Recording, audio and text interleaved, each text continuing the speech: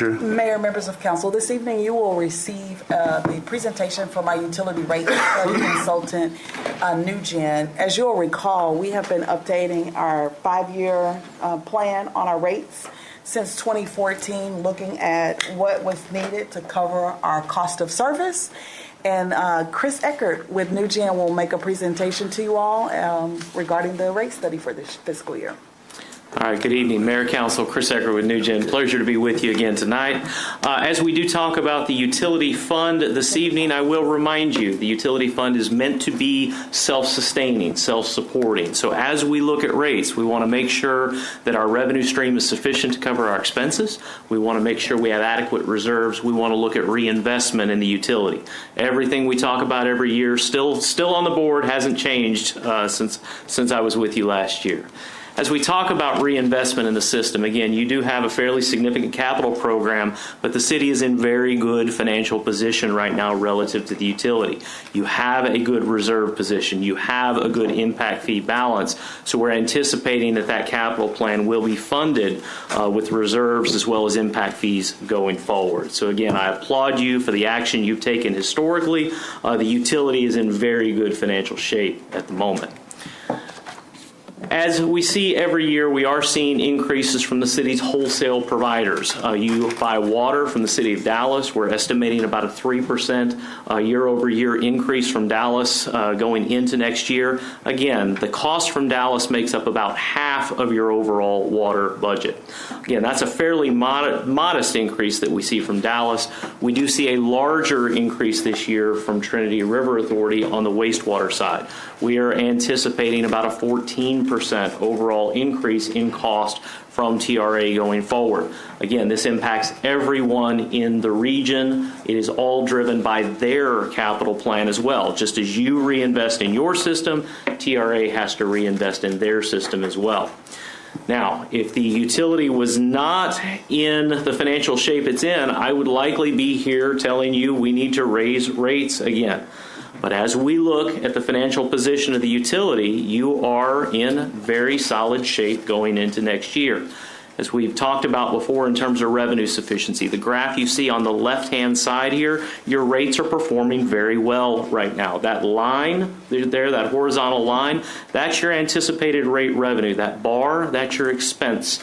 In this case, we are not seeing that expense go above the line, even with these increases that we're anticipating in wholesale costs next year.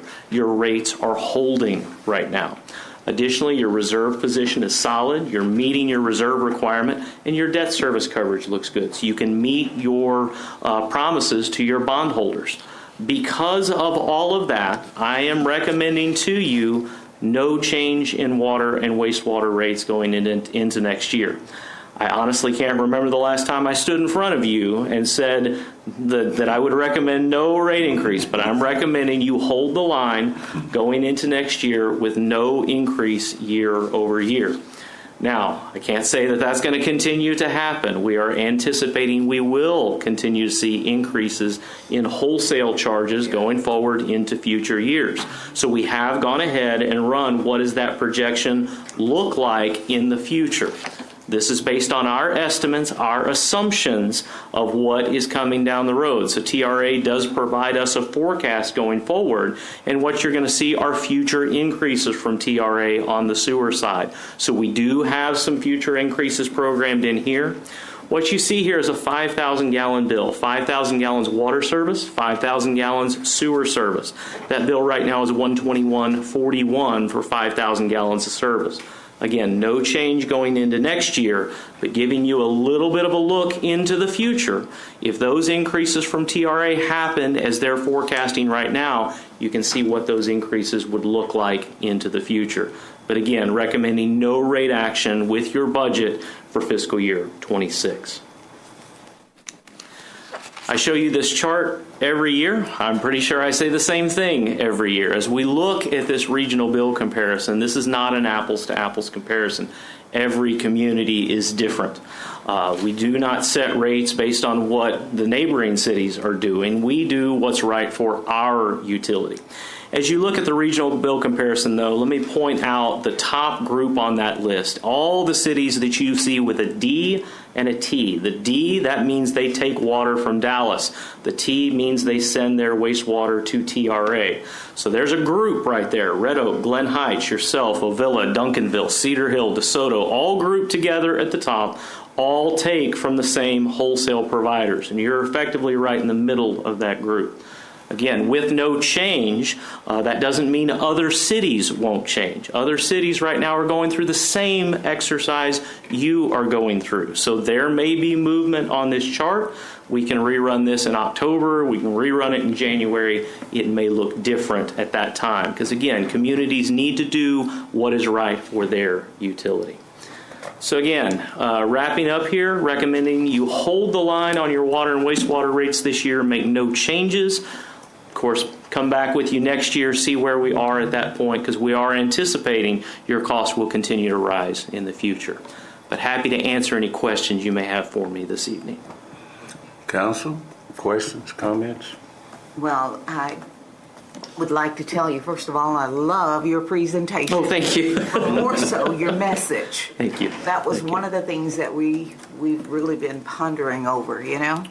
And for you to bring us this news, I really want to tell you. Well, again, this is not my doing. This is the council's doing. Yes. You have been diligent in rate increases over the years. You have been diligent in how you funded your utility. You've made some very good decisions, my opinion, over the course of many years to put you in this position so that you can hold the line. Thank you. Can you repeat that again? Thank you. Yes, sir. Thank Yes, you sir. for the presentation as well. Thank you. All right, anyone else? Are you able to project when we get to that line? What are we looking at that time?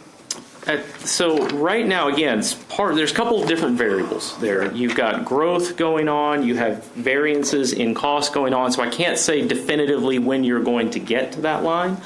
I would be surprised. I will tell you, I'll be surprised if I'm not standing here next year recommending some type of an increase. It may not be as much as we're estimating at this time. It really depends on all of those other factors and variables. Now, I will say we are in interesting economic times, shall we say. That's the politically correct way to say it. We don't know what cost increases are going to be year over year. We don't know what the economy is going to do. We don't know how that's going to impact development going forward. So all of that does come into play. But again, I think you're in a good position right now. I would not be surprised if there was some type of increase next year. Okay, sir. All right. Well, listen, we appreciate that presentation. No, thank you for your time this evening. I It's appreciate always it. good to hear good news. It's good to see you. Good to be with you. All Thank right. you. Thank you. That moves us to item number 2. Receive a presentation regarding the fiscal year 2025-2026 proposed budget. And the city manager is coming forward.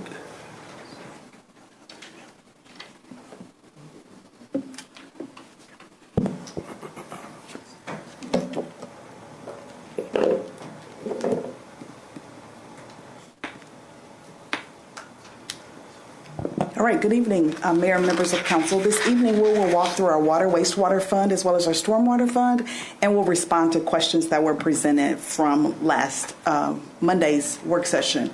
We're looking at our budgeted revenues of a little over $25 million in the water wastewater fund, with our expenditures right at $23.7 million in expenditure cost.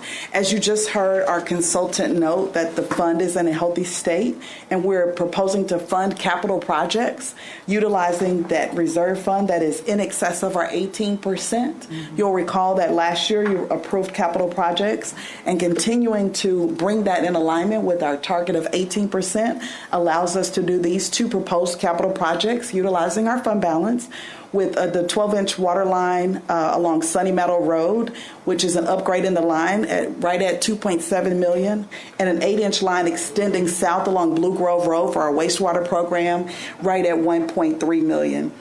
This will allow us to continue to improve and enhance our infrastructure without having any impact to our residential rates. I won't walk back through this, but we're again proposing to keep our utility rates the same, and the budget that was presented to you all, or that is included here to be presented, is with that in mind.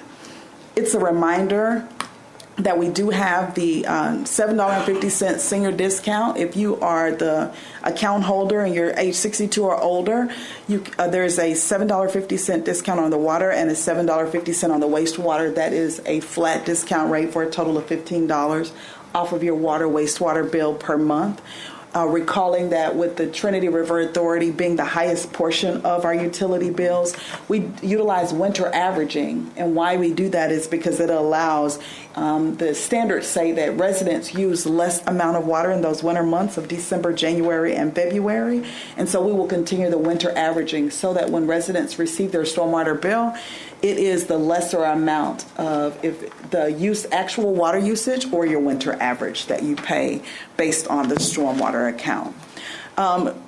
What's important about the water and the wastewater fund is continuing our collection rate. It's very important because we're assuming with the 95% collection rate that is what will allow us to have adequate reserves as well as adequate funds to cover the cost of that account.